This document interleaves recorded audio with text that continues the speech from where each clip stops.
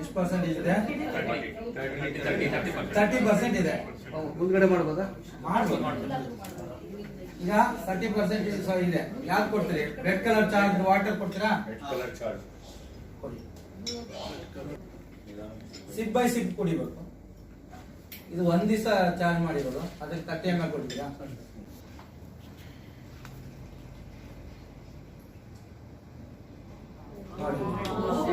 Full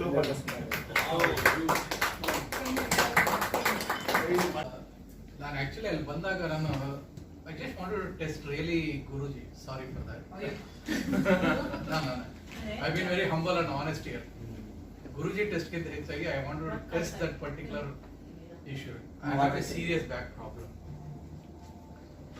ನೀರು ಕುಡಿಬೇಕಾದ್ರೆ ಒಂದು ಸ್ವಲ್ಪ ಏನೋ ಡಿಫ್ರೆಂಟ್ ಆಗಿ ಫೀಲ್ ಅನಿಸೋದಕ್ಕೆ ಹೆಚ್ಚಾಗಿ I wanted to have it check ಮಾಡೋಣ ಅನ್ನೋ ರೀತಿಯಲ್ಲೇ ಇತ್ತು ಮನಸ್ಸು. ಕುಡ್ದಾದ್ಮೇಲೆ ಒಂದ್ 2 ನಿಮಿಷ ಅದನ್ನು ನಿಂತ್ಕೊಳ್ಳಿ ಅಂತ ಹೇಳಿದ್ರಿ ನೀವು.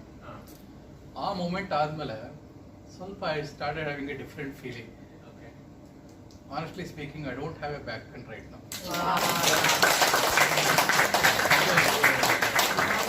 ಸುಳ್ಳಲ್ಲ, ಉತ್ಪ್ರೇಕ್ಷೆ ಅಲ್ಲ.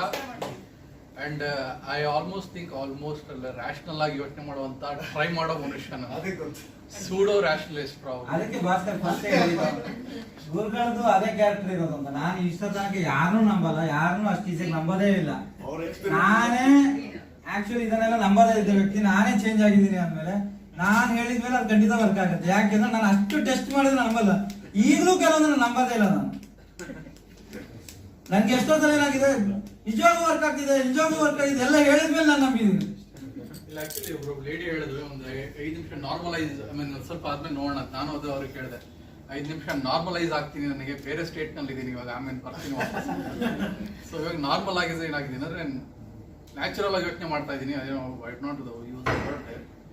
Thank you Guruji.